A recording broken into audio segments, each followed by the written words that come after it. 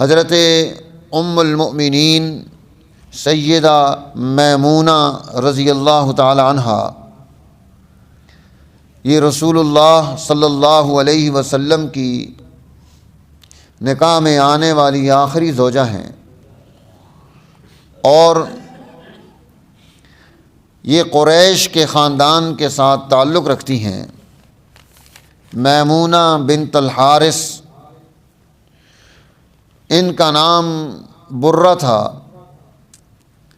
حضور نبی اکرم سرور دو عالم صلی اللہ علیہ وسلم نے ان کا نام تبدیل کر دیا اور میمونہ نام رکھا، اور آپ نے ان کے ساتھ نکاح کیا اس وقت میں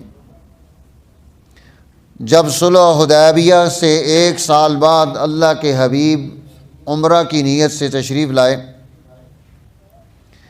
اور آپ نے حضرت جعفر رضی اللہ تعالی عنہ کو، جو حضرت علی رضی اللہ تعالی عنہ کے بڑے بھائی ہیں، انہیں پیغام نکاح دے کر بھیجا، اور رسول اللہ صلی اللہ علیہ وسلم سے ان کا نکاح ہو رہا ہے۔ نکاح پڑھانے والے حضرت عباس ابن عبد المطلب ہیں، جو رسول اللہ صلی اللہ علیہ وسلم کے چچا ہیں، اور حضرت میمونہ رضی اللہ تعالی عنہا ان کی ایک بہن جن کا نام ام فضل ہے، وہ حضرت عباس رضی اللہ تعالی عنہ کے نکاح میں ہیں، اور اسی طرح ایک ان کی ماں شریک بہن ہیں ام امیس، وہ حضرت حمزہ رضی اللہ تعالی عنہ کے نکاح میں ہیں۔ حضرت میمونہ رضی اللہ تعالی عنہا ان کا نکاح کا جو مقام ہے جسے صرف کہا جاتا ہے، مکہ سے 10 کلومیٹر پر واقع ہے، جہاں ان کا نکاح ہوا تھا۔ وہیں پر ان کی جب وفات کا وقت آیا تو وہ اسی مقام پر موجود تھیں، بیمار ہوئیں تو مکہ مکرمہ میں تھیں۔ انہوں نے حکم دیا کہ مجھے مکہ سے باہر لے جاؤ، کہ رسول اللہ صلی اللہ علیہ وسلم نے مجھے فرمایا تھا کہ تیری موت مکہ سے باہر آئے گی۔ انہیں وہاں لے جایا گیا۔ یہ رسول اللہ صلی اللہ علیہ وسلم کے ساتھ تقریباً 3 سال اور 4 ماہ تک رفاقت ان کو نصیب ہوئی۔ حضور علیہ السلام سے انہوں نے 46 احادیث نقل کی، جن کی روایت انہوں نے کی ہے۔ تو گویا اللہ کے نبی صلی اللہ علیہ وسلم کے ساتھ یہ جو آپ کو موقع ملا، اس موقع میں 3 سال میں جو انہوں نے چیزیں سیکھیں، روایات میں آتا ہے کہ ایک مرتبہ انہوں نے اپنی باندی کو کچھ ہدیہ دے کر بھیجا کہ جاؤ عبداللہ ابن عباس رضی اللہ تعالی عنہ کے گھر میں انہیں یہ ہدیہ پیش کر کے آؤ، یہ رشتہ دار ہیں۔ اور جب وہ باندی وہاں گئی، اس نے دیکھا کہ میاں اور بیوی کا بستر الگ الگ ہے۔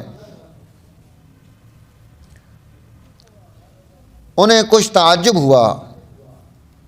پھر انہوں نے ان سے سوال کیا کہ کوئی ناچاکی تو نہیں ہوگی، کوئی گھر میں لڑائی جھگڑا تو نہیں ہوا، بستر کیوں جدا ہے؟ لڑائی کوئی نہیں ہوئی۔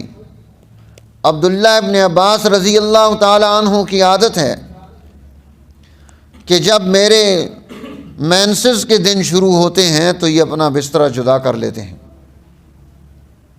وہ خاتون چلی گئی ام المؤمنین حضرت میمونہ رضی اللہ تعالی عنہا سے جا کر اس نے یہ واقعہ ذکر کیا۔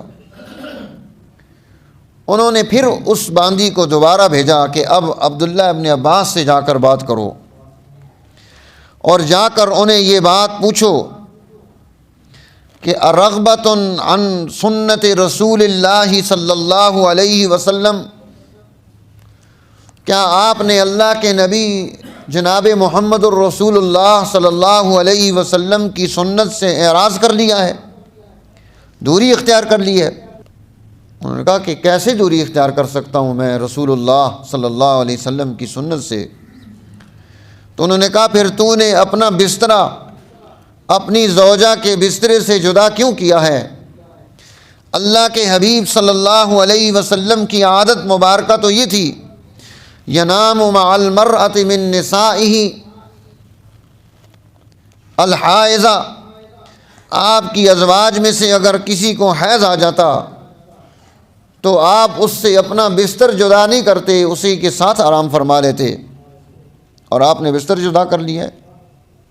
رہنمائی ارشاد فرما رہی ہیں، تنبیہ کر رہی ہیں کہ یہ کس طرح کا معاملہ ہے، تم ایسا کیسے کر سکتے ہو یا سوچ سکتے ہو جو اللہ کے نبی نے نہیں اختیار کیا۔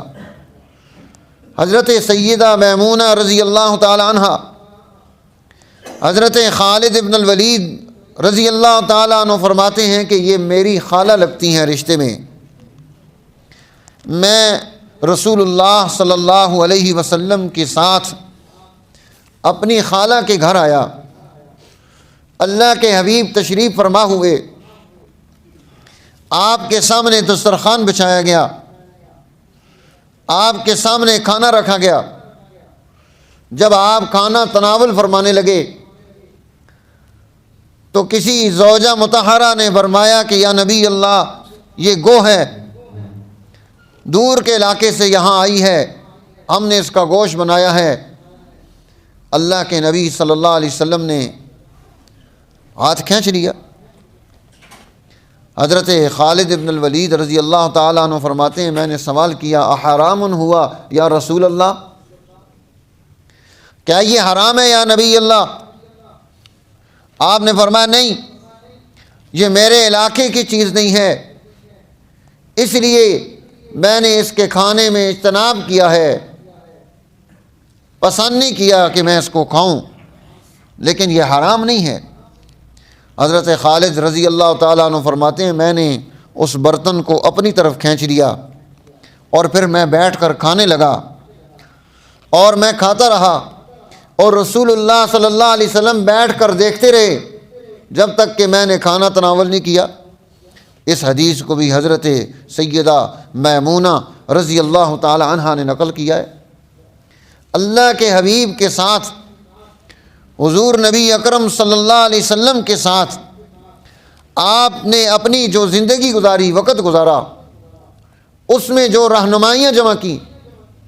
اب ایک حدیث میں ہے، فرماتی ہیں حضور نبی اکرم صلی اللہ علیہ وسلم گزر رہے تھے، آپ کا گزر ایک مردار بکری پر ہوا۔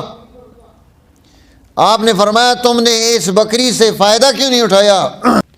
تو صحابہ نے عرض کیا یا رسول اللہ انہا میتۃ، یہ تو مردار ہے، جب یہ مردار ہے تو ہم اس سے کیسے فائدہ اٹھائیں؟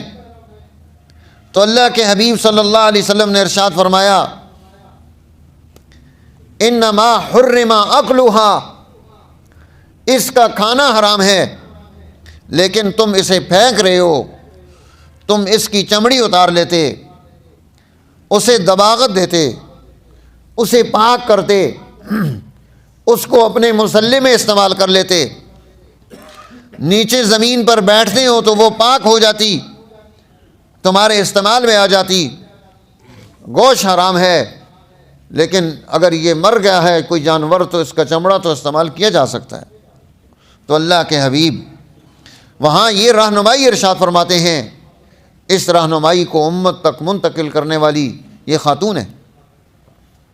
پھر آپ صلی اللہ علیہ وسلم نے ایک مقام پر یہ رہنمائی ارشاد فرمائی، ما من مسلم یصلی علیہ امت، اگر کوئی آدمی فوت ہو جائے اور اس پر ایک جماعت نماز جنازہ ادا کر لے الا شفعوا علیہ، تو یہ اس جماعت کا اس پر نماز جنازہ ادا کر لینا، نماز جنازہ پڑھ لینا، یہ اس میت کے لیے جو فوت ہو چکا ہے اس کے لیے مغفرت کا، بخشش کا، سفارش کا ذریعہ بن گئی اللہ کے ہاں کہ ایک جماعت نے اس کے اوپر نماز جنازہ ادا کر لی۔ یہ فرض کفایہ ہے، اور اگر اس فرض کفایہ کو کوئی بھی ادا نہ کرے تو وہ مجرم بنتا ہے، لیکن ایک جماعت اگر ادا کر لے تو سارے اس سے فارغ ہو جاتے ہیں۔ لیکن جب ایک جماعت اس پر نماز جنازہ پڑھتی ہے تو اس نماز جنازہ کے پڑھنے کی وجہ سے اس کے اللہ کے ہاں اس جرگے کی سفارش قبول کر لی جاتی۔ لیکن جب جنازہ آ جائے، آپ وہاں حاضر ہوں، چونکہ فرض کفایہ ہے، اس وقت میں آپ کو نماز جنازہ ہی ادا کرنی ہے، پیچھے کھڑے نہیں ہونا۔ بہت سارے لوگ پیچھے جا کر کھڑے ہو جاتے ہیں، وضو نہیں ہے، وضو نہیں ہے تو تیمم کر لو، جنازے کے لیے تیمم جائز ہے۔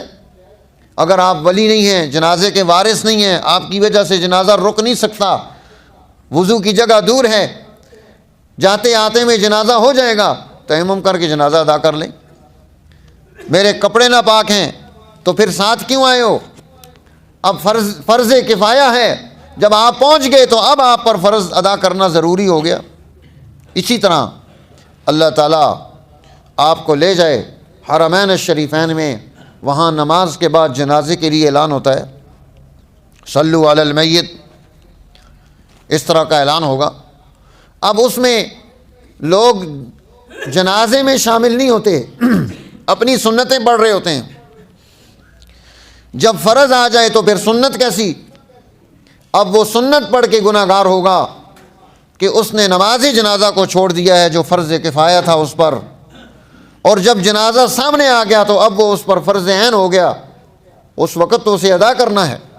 اس لیے وہاں جب اعلان ہو تو سنتیں نہیں نیت باندھ لینی چاہیے، بلکہ جنازے میں شامل ہو، کیونکہ جنازے کا پڑھنا اس پر جو اجر ہے، جو انعام ہے، جو بدلہ ہے، اور پھر بیت اللہ الحرام میں جہاں نیکی لاکھوں گنا بڑھ جاتی ہے، مسجد نبوی شریف میں جہاں کی نماز 50,000 تک پہنچ جاتی ہے، وہاں پر ایسی نماز کو چھوڑ دینا اور اتنے بڑی عبادت سے اپنے آپ کو پیچھے رکھنا، محروم کر دینا، یہ بھی درست بات نہیں ہے۔ تو حضرت میمونہ رضی اللہ تعالی عنہا یہ امت کو رہنمائی دے رہی ہیں، اللہ کے نبی سے یہ بات پوچھ کر، سن کر، آپ ارشاد فرما رہے ہیں سمجھ کر، وہ امت کو تعلیم دے رہی ہیں کہ ہم اپنی سوسائٹی اور سماج میں کس طرح سے کردار ادا کریں گے۔ ایک حدیث مبارکہ انہوں نے نقل کی کہ رسول اللہ صلی اللہ علیہ وسلم نے فرمایا کہ ایک زمانہ آئے گا تمہارے درمیان ولد الزنا زیادہ ہو جائیں گے، زنا سے پیدا ہونے والی اولاد کی کثرت ہو جائے گی، اور جب ایسا دور آئے گا پھر اللہ کے عذاب کی گرفت میں تم سب آ جاؤ گے، اللہ کی غضب کا شکار بن جاؤ گے، کیونکہ تم نے ایک غلط راستہ سوسائٹی میں رواج دے دیا جس کا نتیجہ سوسائٹی میں تباہی کی صورت میں نکل رہا ہے۔ آج آپ دیکھ لیں کہ زمانہ ہماری اوپر آ رہا ہے کہ کتنا اس وقت میں نکاح کرنا مشکل اور زنا کرنا آسان کر دیا ہم نے۔ سوسائٹی اور سماج میں اخلاقیات کو قائم کرنا یہ بھی ایک مستقل ذمہ داری ہے جو دین اسلام نے انسانی سوسائٹی اور سماج کو دی ہے۔ حضور نبی اکرم صلی اللہ علیہ وسلم نے فرمایا ایک حدیث مبارکہ میں، اسے روایت فرما رہی ہیں حضرت سیدہ ام المومنین حضرت میمونہ بنت الحارث رضی اللہ تعالی عنہا، اللہ کے حبیب فرما رہے ہیں کیف انتم، کہ اس وقت تمہارا کیا حال ہوگا جب تمہارے درمیان میں اس طرح کی خرابیاں پیدا ہونی شروع ہو جائیں گی۔ پہلی چیز فرمائی اذا مرج الدین واظہرت الرغبہ واختلفت الاخوان وحرق البیت العتیق، تمہاری کیفیت کیا ہوگی جب دین میں اختلاط پیدا ہو جائے گا، دین کو اور بہت ساری چیزوں کو آپس میں رلا ملا دیا جائے گا، سمجھ نہیں آئے گی کہ اس میں سے دین کا حکم کون سا ہے اور ہماری مرضیات اس میں کون سی ہیں۔ آج آپ دیکھ لیں دین کی بہت ساری چیزیں ہم نے آپس میں رلا ملا دی، اختلاط پیدا کر دیا۔ اور دوسری چیز اللہ کے حبیب نے فرمائی وظہرت الرغبہ، کہ خواہشات کا غلبہ ہو جائے گا۔ ہر آدمی اپنی مرضی کو، اپنی رائے کو، اپنی خواہش کو وہ دین سمجھے گا اور اسے سب پر غالب کرنا چاہے گا کہ میری خواہش آگے بڑھ جائے۔ تیسری چیز اللہ کے حبیب صلی اللہ علیہ وسلم نے ارشاد فرمائی واختلفت الاخوان، بھائی بھائی میں افتراق پیدا ہو جائے گا، ایک بھائی اپنے بھائی کا دشمن بن جائے گا۔ اور چوتھی چیز اللہ کے حبیب صلی اللہ علیہ وسلم نے یہ بات ارشاد فرمائی وحرق البیت العتیق، جب بیت عتیق کو آگ لگا دی جائے گی، یعنی تمہارا اس وقت کیا حال ہوگا؟ تو دین اسلام انسانی سماج اور سوسائٹی میں انسانوں کے اندر جو خوبیاں پیدا کرنا چاہتا ہے وہ خوبی یہ ہے کہ دین حق کو حق سمجھ کر قبول کرے، باطل کو باطل سمجھ کر چھوڑے۔ اس کے اندر یہ خوبی منتقل ہونی چاہیے کہ حق کیا ہے، باطل کیا ہے۔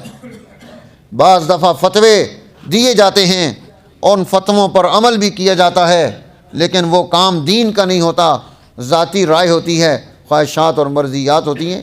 جیسے ابھی امریکہ نے اعلان کیا کہ افغان جہاد میں ہم نے $4 بلین، 2 بلین امریکہ نے لگائے، 2 بلین سعودی عرب سے لگوائے، اور انہوں نے اپنے مقاصد پورے کرنے کے لیے، روس کو گرانے کے لیے انہوں نے یہاں پر پورا پلان ترتیب دیا، یہاں کے لوگوں کو خریدا گیا، لوگوں کو پیسے دیے گئے، مقتدرہ استعمال ہوئی، ایجنسیاں استعمال ہوئیں، جہاد کے نام پر فتوے دیے گئے، اور آج امت کے لیے کیا حال بن گیا؟ کتنی بڑی مصیبت پیدا ہوگی کہ 40 سال جس کو دین سمجھ کے کرتے رہے، افغان کو تورا بورا بنا دیا، ان کو پورے دنیا میں بکھیر دیا، فساد پیدا کر دیا، اور آج 40 سال کے بعد پتہ چلا کہ یہ سارا عمل تو بیکار تھا۔ دین میں اختلاط پیدا ہو جانا، دین کو دین نہ سمجھنا، حق کو حق نہ سمجھنا، باطل کو حق کے ساتھ ملا دینا، ایسا کردار ادا کرنا، یہ سوسائٹیوں کو تباہ کرتا ہے۔ اللہ کے نبی فرما رہے ہیں تمہاری کیا کیفیت ہوگی جب تمہارے ساتھ ایسا ہوگا۔ آج ہم نے اس عمل کو اختیار کر کے اپنی سوسائٹی کو تباہی کے دانے پر ڈال دیا۔ ام المؤمنین حضرت میمونہ رضی اللہ تعالی عنہ، ان کی بہت ساری چیزیں امت کے لیے نمونہ ہیں کہ جن کو اختیار کرنا، جن کو عمل میں لانا، جن کے مطابق سماج اور سوسائٹی کو ڈھالنا اور بنانا، یہ ہماری ذمہ داری ہے۔ اللہ جل جلالہ ہمیں دین کا درست تعارف نصیب فرمائے تاکہ ہم دنیا میں بھی سرخرو ہوں، آخرت میں بھی سرخرو ہوں۔ وآخر دعوانا الحمدللہ رب العالمین۔